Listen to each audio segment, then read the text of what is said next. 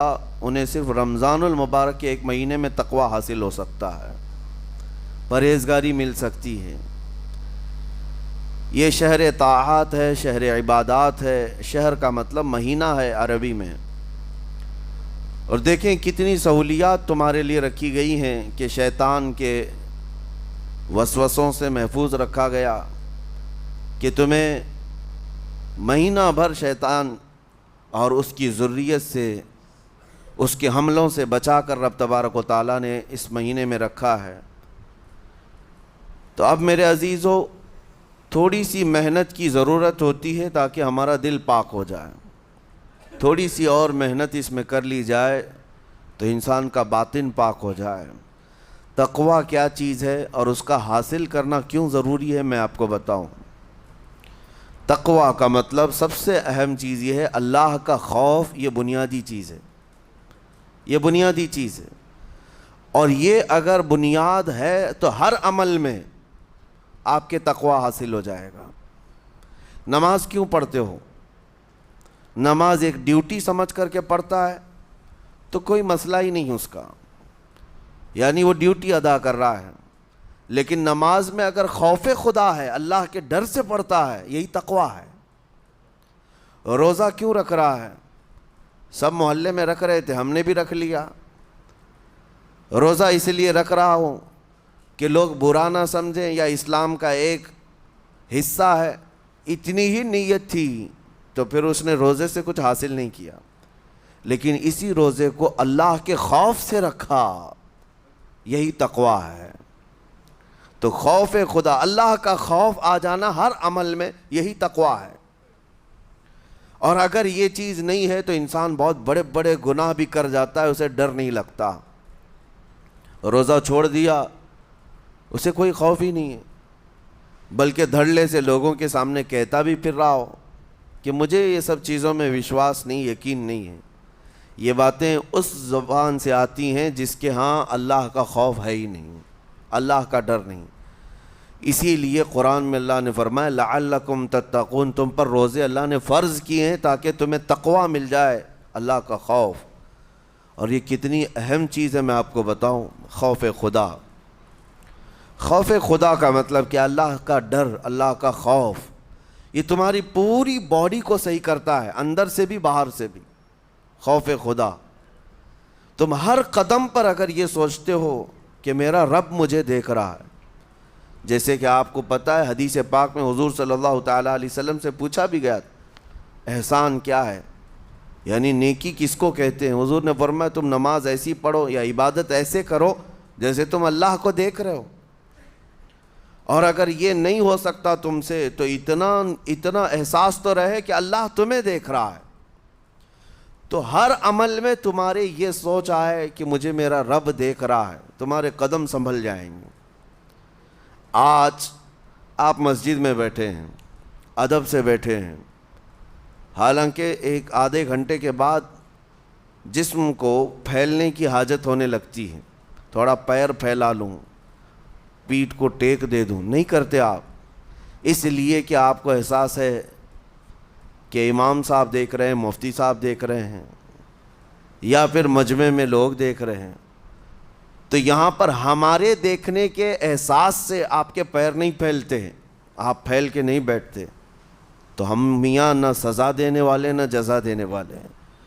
یہی احساس اگر اللہ کے دیکھنے کا ہو جائے کہ میرا رب مجھے دیکھ رہا ہے، تو پھر آپ کو کسی نگرانی کی ضرورت نہیں، کہیں کسی سی سی ٹی وی کی ضرورت نہیں۔ اللہ کا خوف اگر بندے کے دل میں آ جائے، وہ ہر لمحے، ہر گھڑی، ہر علاقے میں محفوظ رہتا ہے، اپنے آپ کو محفوظ رکھتا ہے۔ میرے عزیزو، 4 سال کی عمر ہے امام اہل سنت فاضل بریلوی رحمۃ اللہ علیہ، امام محمد رضا خان رحمۃ اللہ علیہ، 4 سال کی عمر میں روزہ رکھ لیا۔ گرمیوں کی شدت تھی، گھرانہ علمی گھرانہ ہے، باپ بھی بڑے عالم دین، دادا بھی بڑے عالم دین ہیں۔ 4 سال کی عمر میں روزہ تو رکھ لیا، اور جب تھوڑی دوپہر ڈھل گئی، اچھوں کی حالت دھوپ کے دنوں میں خراب ہونے لگتی ہے، تو شام ہونے کو قریب تھی کہ ایک کمرے کے اندر دادا محترم نے پوتے کو بند کر دیا اور کچھ پھل فروٹ ساری چیزیں اندر رکھ کر کے دروازہ باہر سے بند کر لیا. کہا بیٹا کھا لینا, میں کسی کو بتاؤں گا نہیں, کسی کو نہیں بولوں گا. 4 سال کی عمر ہے, تمہارا روزہ بھی رہے گا, کھا کر کے تھوڑا پیٹ ہلکا کر لینا. تو یہ دروازہ بند کر کے دادا محترم چلے گئے. کافی دیر کے بعد دروازہ کھلا تو وہ پھل فروٹ ویسے کے ویسے ہیں, بچہ ویسے ہی بیٹھا ہوا ہے. امام احمد رضا رحمۃ اللہ تعالیٰ علیہ, 4 سال کی عمر کی بات کر رہا ہوں. دادا نے آ کر پوچھا بیٹا کھائے نہیں, دروازہ بند کر لیا تھا. تو 4 سال کی عمر میں مولانا امام احمد رضا کہنے لگے کھا تو لیتا لیکن ہر گھڑی میرا مولا تو دیکھ رہا ہے, جس کے لیے روزہ رکھا وہ تو دیکھ رہا ہے. یہ ہے تقویٰ, یہ ہے خوف خدا, کہ اگر یہ کسی کے دل میں بیٹھ جائے, اسے لوگوں کو دکھانے کی یا لوگوں کے اسے دیکھنے کی کوئی ضرورت ہی نہیں. میرے عزیزو, تقویٰ حاصل کرنے کا یہ اتنا بہترین راستہ ہے, اتنا بہترین راستہ ہے. آپ روزہ ہیں, کس کو پتہ ہے؟ میں روزہ ہوں, کس کو پتہ ہے؟ یہ راز ہے میرے اور اللہ کے درمیان. آپ روزہ ہیں, یہ راز ہے آپ کے اور اللہ کے درمیان. بہت سارے موقع آپ کے پاس ہیں دن بھر میں, فجر سے لے کر عصر تک. کئی مرتبہ وضو میں جانا پڑتا ہے, باضابطہ آپ کلی کر رہے ہیں, آدھا نگل جاتے, کس کو خبر ہے؟ یا کہیں چھپ کر کے کوئی ہلکی سی چیز چبا لیتے, کس کو خبر ہے؟ اس لیے کہ یہ اندرونی معاملہ ہے, راز ہے. آپ کھا رہے ہیں پی رہے ہیں یا نہیں کھا رہے ہیں نہیں پی رہے ہیں, یہ کوئی دوسرا نہیں کہہ سکتا. آپ کے اور آپ کے اللہ کے درمیان یہ راز ہے. اور آپ بچے ہوئے ہیں, حلق سوکھا ہے شام کے وقت میں, اور پیٹ بھی پیٹ سے لگنے آ جاتی ہے. کام کرنے والے جانتے ہیں کہ شام ہوتے ہی روزے کا اثر کس قدر ظاہر ہوتا ہے. کام کرنے والوں کو زیادہ اثر پڑتا ہے, اے سی میں سونے والوں کو روزہ کہاں پتہ چلتا ہے. لیکن اس وقت بھی وہ نہ پانی کا ایک قطرہ حلق میں ڈالنا چاہتا ہے, نہ کوئی چیز چھپ کر کے چبانا چاہتا ہے. مجھے بتاؤ میرے عزیزو, کیوں اپنے آپ پر یہ تکلیف اور اپنے آپ پر یہ زیادتی کر رہے ہو؟ آپ کو اندازہ ہوتا ہے یہ میں زیادتی نہیں کر رہا, نہ ہی اپنے آپ کو تکلیف میں ڈال رہا ہوں, یہ میرے رب کی رضا ہے, میں اسی پر قائم ہوں. اسی لیے فرمایا گیا کہ جب افطاری کا دسترخوان بچھتا ہے اور پہلے ہی آ کر کے لوگ بیٹھتے ہیں, اور یہ سنت بھی ہے, ایسے نہیں کہ بھاگتے بھاگتے آپ آئے, وقت ہوا کھجور لیے اور کھا گئے. افطاری کے وقت سے تھوڑی دیر پہلے بیٹھ جاؤ, تمہارے دسترخوان پر نعمتیں رکھی ہوئی ہیں, پھل بھی ہیں, میوہ جات بھی ہیں, کچھ کھانے پینے کی چیزیں بھی ہیں, ٹھنڈا شربت بھی ہے, دیکھتے ہوئے بیٹھے ہیں آپ, لیکن ہاتھ نہیں لگاتے ہیں.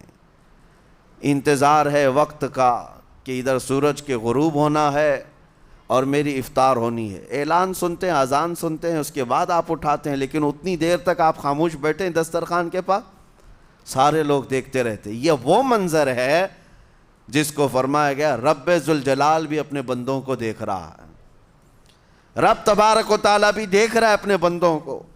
اور سارے فرشتوں کو بلا کر میرا مولا اعلان فرماتا ہے, یہ میرے بندے ہیں, دیکھو یہ شام کا وقت ہے, ان کے حلق سوکھ چکے ہیں, ان کے پیٹ میں بھوک کی شدت ہے, اور ان کے سامنے اچھی نعمتیں پڑی ہوئی ہیں. اے فرشتوں دیکھو, میرے ان بندوں میں سے کوئی بھی ان نعمتوں کو ہاتھ نہیں لگاتا, یہ صرف اور صرف میرے لیے بھوکے اور پیاسے ہیں. اور فرشتوں سے اللہ فرماتا ہے تم گواہ ہو جاؤ, ان کی حلق تر ہونے سے پہلے ان کے لیے میں نے جنت لکھ دیا. اسی لیے حدیث پاک میں ہے, جب افطار کرتے میرے آقا صلی اللہ علیہ وسلم یوں ارشاد فرماتے, ذهب الظمأ وابتلت العروق وثبت الاجر انشاءاللہ. پیاس بجھ گئی, رگیں ٹھنڈی ہو گئی, اور اجر اللہ کے ہاں پکا ہو گیا. یہ حضور پاک ہر افطار میں عرض کرتے تھے. میں آپ کو یہ عرض کر رہا ہوں کہ یہ چھپی ہوئی چیز, اسی کا نام تقویٰ ہے. آپ صرف اور صرف بچے ہیں اللہ کے خوف سے. اب سنو حدیث پاک, قیامت کے دن حساب و کتاب ہوگا اور جنت میں جانے کا پروانہ کچھ لوگوں کو مل جائے گا اور سب جنت کی طرف جا رہے ہوں گے۔ اس میں بہت سارے لوگ ہیں جو پل صراط پر چل کر کے جنت پہنچیں گے۔ اب جب کافی لوگ جنت کے دروازے پر پہنچیں گے، ایک جماعت ایسی ہوگی جو پورے راستے میں کہیں نظر نہیں آئی، جنت جانے کے راستے میں کہیں نظر نہیں آئی، لیکن جنت کے دروازے پر وہ پہلے سے موجود تھے، چلے تھے نہیں چلے تھے کسی نے دیکھا ہی نہیں۔ دوسرے جنتی ان سے پوچھتے ہیں اس جماعت سے کہ تم یہاں کیسے پہنچے اور یہ انعام کس بات کا ہے تمہارے لیے؟ تو وہ جنتی کہتے ہیں ہمیں روزے داروں کی جماعت میں رکھا گیا، ہمارے روزے اللہ کو پسند آئے، اور آج رب تبارک و تعالیٰ کا حکم ہوا کہ ساری دنیا سے چھپ کر تم میرے لیے روزہ رکھتے تھے، دنیا کو پتہ نہیں تھا تم بھوکے ہو پیاسے ہو، اور اے بندو آج سارے لوگوں کی نظروں سے چھپا کر میں تمہیں جنت پہنچاؤں گا۔ وہ ایک جماعت ایسی ہے جو راستے بھر چلتی ہوئی نظر تو نہیں آئی لیکن جنت میں پہنچ گئی، وہ روزے داروں کی ہے۔ آج یہ تقوی حاصل کرنے کا سب سے بہترین راستہ، اور تقوی کیوں ضروری ہے؟ اب آپ کے روزے سے کچھ حاصل ہوا نہیں ہوا آپ کو دیکھنا بھی ہے، یہ نہیں کہ کیلنڈر کی طرح گنتے جاؤ، 1 ہو گیا، 2 ہو گئے، 3 ہو گئے، ہوتے جائیں گے، یہ دن تو چلتے رہتے ہیں، گنتے گنتے 20 بھی ہو جائیں گے، 25 بھی ہو جائیں گے، 30 بھی ہو جائیں گے۔ روزے گننے کا حکم نہیں، اپنے آپ کو سرچ کرو پھر تھوڑی سی ورزش کرنے کے بعد بندہ ویٹ تول کر کے دیکھتا ہے کم ہوا گھٹا ہے کہ بڑا، ہر دن دیکھتا رہتا ہے۔ ہاں، ورزش کرنے کے بعد پھر ناپ کر کے دیکھتا ہے میرے جسم کا وزن کتنا گھٹا کتنا بڑا۔ ویٹ گین کرنے والے ویٹ لاس کرنے والے دونوں بھی برابر چیک کرتے رہتے ہیں۔ روزہ رکھنے کے بعد تمہیں خود کو بھی چیک کرنا چاہیے کہ میرے اندر اب تبدیلی آئی یا نہیں آئی۔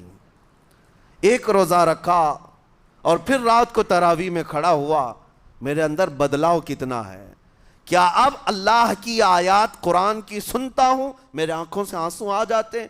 اگر آ گئے ہیں تو اس کا مطلب ہے کہ دل نرم ہو گیا، اس روزے نے اثر دکھانا شروع کیا، اور پھر ویسے کا ویسا ہے، تو اس کا مطلب ہے کہ آپ کے روزے سے آپ کو تقوی نہیں مل رہا ہے، آپ کو تقوی نہیں مل رہا۔ خوف خدا جب آتا ہے تو انسان کا دل موم ہو جاتا، نرم ہو جاتا ہے، اور اللہ کے عذابات سے، جہنم کے خوف سے، قبر کی سختیوں سے وہ رو پڑتا ہے، اس کی آنکھیں بہنے لگ جاتی ہیں، اور جب دل سخت ہوتا ہے پتھر کی طرح تو اسے نہ اللہ کی آیتیں رلاتی ہیں نہ آخرت کا تصور اسے ہلاتا ہے۔ اسی لیے قیامت کے دن کے بارے میں آپ کو بتاؤں، نبی پاک صلی اللہ تعالیٰ علیہ وسلم کی امت کی طرف جہنم کی آگ شعلے لپکاتے ہوئے بڑھتی آ رہی ہوگی بہت تیزی سے، قریب ہے کہ وہ جہنم کی آگ سب کو اپنے لپیٹ میں لے لیں۔ وہاں کھڑے ہوئے بہت سارے لوگ اپنے اپنے اعمال کا صدقہ پیش کرنے لگے، حاجی اپنے حج پیش کر رہے ہیں، نمازی اپنے نماز، روزے دار اپنے روزے، کہ اے جہنم ہماری یہ نیکیوں کا صدقہ رک جا۔ جہنم کی آگ بڑھتی چلی آئی، بڑھ رہی تھی۔ جبرائیل امین علیہ الصلاۃ والتسلیم حاضر ہوتے ہیں بارگاہ مصطفیٰ صلی اللہ علیہ وسلم میں، ایک پانی کا پیالہ انہوں نے پیش کیا اور کہا یا رسول اللہ صلی اللہ علیہ وسلم یہ پانی آپ اس آگ پر چھڑک دیں۔ نبی پاک صلی اللہ تعالیٰ علیہ وسلم نے وہ پانی اس آگ کی طرف پھینکا تو آگ دور چلی گئی، جو جہنم کی آگ اچانک بجھ گئی، کافی دور چلی گئی جو امت کی طرف لپک رہی تھی۔ رسول رحمت صلی اللہ تعالیٰ علیہ وسلم نے پوچھا جبرائیل سے یہ اتنا اثردار پانی ہے کون سا؟ یہ جبرائیل امین عرض کرتے ہیں یا رسول اللہ یہ آپ کے ان امتیوں کے آنسوؤں کا پانی ہے جو رات کھڑے ہو کر اپنے رب کے خوف سے رویا کرتے تھے، وہ اللہ کے خوف سے تھر تھراتے تھے، ڈر کر کے ان کے آنکھوں سے جو آنسو آتے۔ جبرائیل امین کہتے ہیں میں نے وہ آنسو جمع کر رکھے تھے اور وہ آج میں نے آپ کے سامنے پیش کیا۔ ایک آنسو کا قطرہ جہنم کی آگ بجھانے کے لیے کافی ہے۔ موتی سمجھ کے شان کریمی نے چن لیے قطرے جو گرے تھے عرق انفعال کے۔ عزیزان گرام وقار، یہی وہ تقویٰ ہے، یہی وہ خوف خدا ہے جس کے متعلق اللہ قرآن میں فرماتا ہے لعلکم تتقون، تاکہ تمہیں تقویٰ مل جائے، اسی لیے روزے رکھے گئے ہیں، روزے فرض کیے گئے ہیں۔ تمہارا دل اگر سخت کا سخت ہی رہ گیا تو روزے اثر نہیں کر رہے ہیں، روزے اثر نہیں کر رہے۔ اور ظاہر سی بات ہے کاموں میں برکت نیت سے ہوتی ہے، کسی بھی عمل میں برکت اچھی نیت سے ہوتی ہے۔ اگر کوئی روزہ اس لیے رکھ رہا ہے، جیسے بہت سارے فائدے گنائے جاتے ہیں نا، روزہ رکھنے سے کینسر نہیں ہوتا، روزہ رکھنے سے جسم کے فاسد مادے ختم ہو جاتے ہیں، نکل جاتے ہیں، ڈاکٹرز بھی مشورہ دیتے ہیں مہینے میں ایک مرتبہ، ہفتے میں ایک مرتبہ باڈی کو فری چھوڑنا چاہیے۔ تو یہ تو جسمانی فائدے تو رکھے گئے ہیں، لیکن اگر تم روزہ اس نیت سے رکھ رہے ہو کہ میری باڈی صحیح ہوتی رہے، تو گویا کہ تم تو اپنی دنیاوی غرض سے روزہ رکھ رہے تھے۔ یہ فائدے تو ملنا ہی ملنا ہے، یہ فائدے یوں بھی ملیں گے اللہ تعالیٰ کی طرف سے آپ کو، لیکن نیت وہ نہیں۔ روزہ رکھنے کی نیت یہ ہو کہ میرا رب مجھ سے راضی ہو جائے اور مجھے رب تبارک و تعالیٰ کا خوف اور تقوی حاصل ہو جائے۔ نیت میں برکت ہے، اور جن کاموں کو آپ اچھی نیت سے کریں گے اسی طرح ان کاموں میں اثر بھی پیدا ہوگا۔ روزہ رکھنے سے پہلے آج نیت یہی کریں کہ مولا تعالیٰ یہ روزہ میرے تمام برے اعمال کے لیے کفارہ ہو جائے، یہ ڈھال بن جائے۔ جانتے ہیں آپ اپنے نفس امارہ کو روکنے کا سب سے بہترین آلہ بھوک ہے، بھوک۔ جتنا آدمی بھوک کے ذریعے سے اپنے نفس کو مار سکتا ہے دوسری کوئی چیز نہیں۔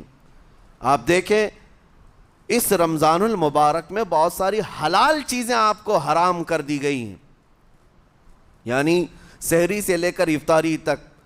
میں یہ نہیں کہہ رہا کہ شراب پینا حرام ہے، نشہ کرنا حرام ہے، وہ تو پوری زندگی بھر حرام ہے، لیکن آپ کو چاول روٹی تو حلال ہے نا، سبزے سیب پھل فروٹ تو حلال ہے، لیکن یہ حلال چیزیں بھی اللہ نے آپ پر حرام رکھی ہیں، روزے کے عالم میں نہیں کھا سکتے۔ سحری سے لے کر افطار تک یہ حلال لقمے، پانی تو حلال ہے، پاک ہے، لیکن آپ کے لیے روزے کے عالم میں حرام ہے۔ اسی طرح شادی شدہ مرد اپنی عورت کے ساتھ زندگی بھر کبھی بھی جمع کر سکتا ہے، رات میں سو سکتا ہے، لیکن حالت روزہ میں وہ حلال کام بھی حرام ہے، حلال کام بھی حرام ہے۔ اپنی عورت سے جمع کرنا حالت روزہ میں کیوں روکا گیا؟ کھانا پینا بھی حلال تھا، عورتوں کے ساتھ شباشی بھی حلال تھی، لیکن روزے کے عالم میں ان حلال چیزوں کو روکا گیا۔ تو آپ سوچ سکتے ہیں اس چیز کو، سوچ سکتے؟ وجہ یہ ہے کہ حلال چیزوں سے آپ کو روک کر بڑے حرام چیزوں سے بچانا مقصود ہے۔ آج اگر اپنے آپ میں اتنا کنٹرول کر لے جاؤ کہ چند حلال چیزوں سے دن بھر بچ سکتے ہو، انشاءاللہ رمضان کے بعد بڑی حرام چیزوں سے بھی اللہ آپ کو محفوظ رکھے گا۔ میرے عزیزو، برا ہے ان لوگوں کا جن کو میرے آقا صلی اللہ تعالیٰ علیہ وسلم نے دعائے ہلاکت فرمائی۔ اس سے بدنصیب کوئی ہو سکتا ہے؟ جن کے لیے رسول رحمت صلی اللہ تعالیٰ علیہ وسلم کی دعائے ہلاکت ہوئی ہو۔ حضور صلی اللہ تعالیٰ علیہ وسلم ایک دن مسجد نبوی شریف میں تشریف لے جا رہے تھے، منبر پر آپ نے قدم رکھا، آمین کہا، پھر دوسرے زینے پر قدم رکھا، آمین کہا، تیسرے زینے پر قدم رکھا، آمین کہا۔ خطبہ مکمل کیا، صحابہ نے پوچھا یا رسول اللہ صلی اللہ علیہ وسلم ہر زینے پر آپ قدم رکھتے ہوئے آمین کس لیے کہہ رہے تھے؟ سنو، رسول پاک صلی اللہ علیہ وسلم ارشاد فرماتے ہیں کہ میں جب پہلے زینے پر قدم رکھا تو سید الملائکہ جبرائیل امین آئے اور دعا کرنے لگے۔ کیا دعا کیا؟ یوں کہا، یا رسول اللہ صلی اللہ علیہ وسلم وہ شخص ہلاک و برباد ہو جائے جو آپ کا نام سنے اور پھر اس کے بعد درود نہ بھیجے۔ حضور فرماتے میں نے آمین کہا۔ حضور کا نام سنتے ہی آپ کی زبانوں پر درود آ جانا چاہیے۔ اللہم صلی علی سیدنا محمد وآلہ وصحبہ وبارک وسلم۔ میرے آقا فرماتے ہیں دوسرے زینے پر قدم رکھا تو جبرائیل امین نے یوں کہا، یا رسول اللہ صلی اللہ علیہ وسلم، وہ شخص ہلاک و برباد ہو جائے جو زندگی میں اپنے ماں اور باپ میں سے کسی ایک کے بڑھاپے کو پایا اور ان کی خدمت کر کے جنت نہیں حاصل کر سکا بلکہ ان کو ایسے ہی چھوڑے رکھا، ایسا شخص برباد ہو جائے۔ حضور فرماتے میں نے آمین کہا۔ پھر جبرائیل امین نے کہا تیسرے زینے پر قدم رکھتے ہی میرے آقا فرماتے ہیں جبرائیل نے یوں دعا کی کہ اے اللہ کے رسول، وہ شخص ہلاک و برباد ہو جائے جو رمضان کا مہینہ پایا لیکن اس کا ادب نہیں کر سکا، اس کا احترام نہیں کر سکا۔ حضور فرماتے میں نے اس پر بھی آمین کہا۔ جس کی ہلاکت کے لیے جبرائیل امین دعا کر رہے ہوں اور اس دعا پر سید الانبیاء آمین کہہ رہے ہوں، ایسے شخص کی بربادی کا کیا انجام ہو سکتا ہے؟ وہ کتنا بد نصیب ہوگا۔ اسی لیے میرے عزیزوں، مسلمانوں میں یہ رواج ہی نہیں ہونا چاہیے کہ اٹھ کر کے پوچھتے رہیں روزہ ہے کہ نہیں ہے، روزہ ہے کہ نہیں ہے۔ مسلمان ہے تو روزہ ہے، اور یہ کوئی آپشنلی عبادت نہیں ہے کہ 4 رکھ لیا 2 نہیں رکھا، آپشنلی نہیں، یہ فرض عین ہے۔ ایک روزے کو چھوڑنے کا گناہ فرمایا گیا 600 سال تک اسے دوزخ میں رکھا جائے گا، 600 سال تک۔ یہ معمولی چیز نہیں ہے، اور جن کے پچھلے روزے قضا ہو چکے ہیں معاف نہیں ہوں گے۔ تھپڑ مار لیں گال پہ، توبہ توبہ کر لیں، معاف نہیں ہوں گے۔ توبہ تو کرنے کے ساتھ ساتھ قضا بھی کرنا ہوگا۔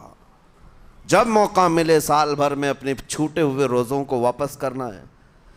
اس کی اہمیت میں آپ کو بتا دوں، ایک روزہ اگر جان بوجھ کر کے کسی نے توڑا یا چھوڑا تو جانتے ہیں اس کا کفارہ کیا ہے؟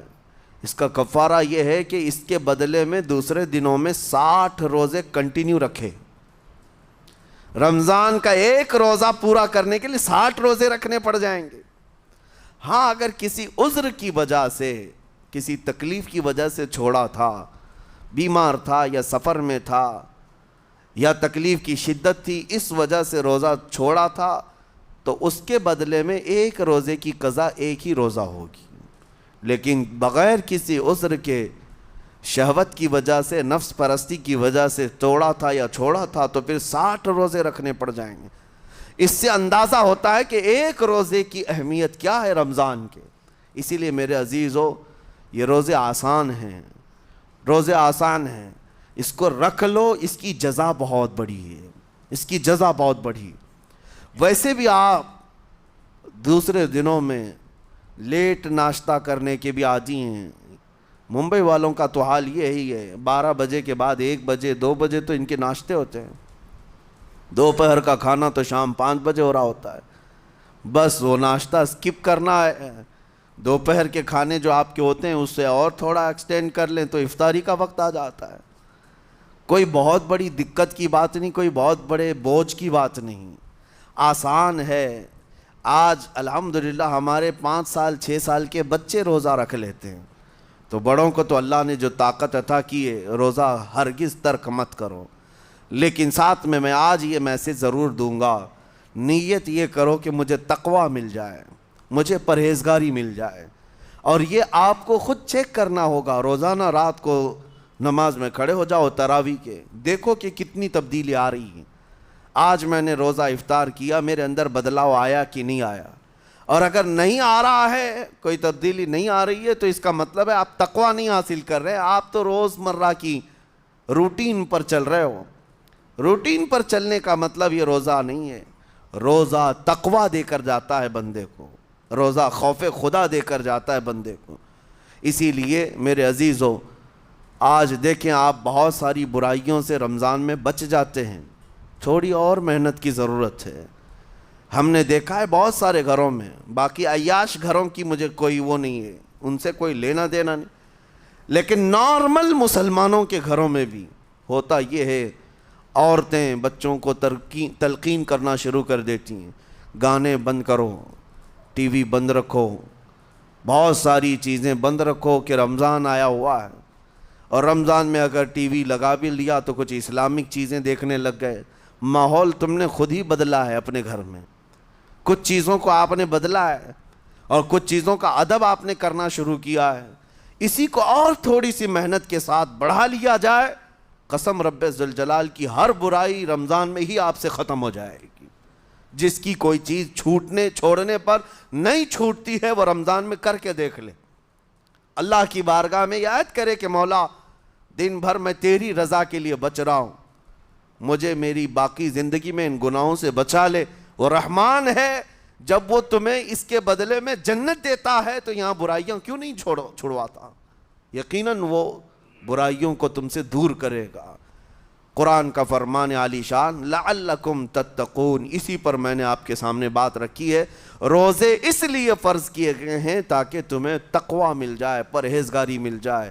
بعض لوگوں کو دیکھا گیا ہے رمضان المبارکہ میں بھی وہ اپنی بری حرکات سے باز نہیں آئے، ان کی روٹین ویسی ہی جاری رہی، نعوذ باللہ نظروں کی خطائیں بھی باقی رہیں۔ اور سب سے بری چیز یہ ہے کہ رمضان میں شیطان کی نیابت اگر کوئی کر رہا ہوتا ہے تو تمہارا یہ موبائل فون ہے۔ اکثر لوگ یہ سمجھتے ہیں کہ اس موبائل فون کو ہم استعمال کرتے ہیں تاکہ ٹائم پاس ہو جائے، روزہ کا وقت قریب آ جائے۔ اس ٹائم پاس کے چکر میں تم کیا کیا دیکھتے رہ جاتے ہو اور کہاں تک یہ چیزیں پہنچاتی ہیں تمہیں اندازہ بھی نہیں ہوتا، احساس بھی نہیں ہوتا، تو تمہاری رہی صحیح عبادت کو بھی یہ ہضم کر جاتا ہے، کھا جاتا ہے۔ اس کے استعمال پر اگر کنٹرول ہے تو خوب استعمال کرو، لیکن کنٹرول نہیں ہے تو اے نوجوانوں اس کا بھی روزہ رکھو، اس انٹرنیٹ کی بلاؤں سے محفوظ ہو جاؤ۔ اس لیے کہ بہتوں کو میں نے دیکھا ہے ان کے دن بھر اور رات بھر رمضان میں سوشل نیٹ ورکس پر مصروفیت ویسی کی ویسی ہے جیسے دوسرے دنوں میں تھی۔ وہ رات بھر چیٹنگ میں بھی مصروف ہیں، ایک دوسرے کو ادھر ادھر بھیجنے میں بھی مصروف ہیں، ساری چیزیں جوں کی توں چل رہی ہیں، تو تمہارے موبائل نے تمہیں تقوی سے بہت دور رکھا ہے، تمہیں رب تعالیٰ کے قریب ہونے نہیں دیتا۔ اپنے آپ کو بدل لو۔ ظاہر سی بات ہے یہ سخت چیز ہے، اگر کوشش کرو گے تو بچ جاؤ گے، اور تقوی اتنی آسانی سے تو نہیں ملتا۔ اپنے آپ کو سٹرگل کرو، انشاءاللہ العزیز دل پاک ہو جائے گا، پھر آپ کو اپنی زندگی کے اندر جو اجالے نظر آئیں گے وہ خود آپ محسوس کریں گے، آپ محسوس کریں گے۔ گناہوں کے اندھیروں نے دل پر ایسی کالک رکھی ہے کہ آپ کو کچھ بھی یہاں پر سمجھ میں نہیں آتا، ورنہ نمازوں کا لطف ایسا ہے، قرآن کا مزہ ایسا ہے، جسے یہ لگ جائے دنیا کی کوئی نعمت اس کے سامنے ہیچ نظر آتی ہے، کوئی چیز اسے اچھی نہیں لگتی، لیکن کب؟ جب اسے تقوی کا اجالا حاصل ہو جائے۔ میرے عزیزو، اللہ کریم کی بارگاہ میں دعا گو ہوں، مولا قدیر و جبار ہم سب کو تقوی و پرہیزگاری عطا فرمائے، اور ہم سب کے روزوں سے اللہ تعالی ہمیں پرہیزگاری عطا فرمائے۔ ان روزوں کے انوار اور برکات اور رمضان کے احترام کی ہمیں توفیق عطا فرمائے۔ مولا کریم تیری خشیت سے اور تیرے خوف سے آنکھیں جو بھیگتی ہیں ان آنکھوں میں ہمارا شمار فرما دے، تیرے یاد میں رونے والے بندوں میں ہم سب کو شامل فرما۔ وصلی اللہ تعالی علی خیر خلقی محمد وآلہ واصحابہ اجمعین، وآخر دعوانا ان الحمد للہ۔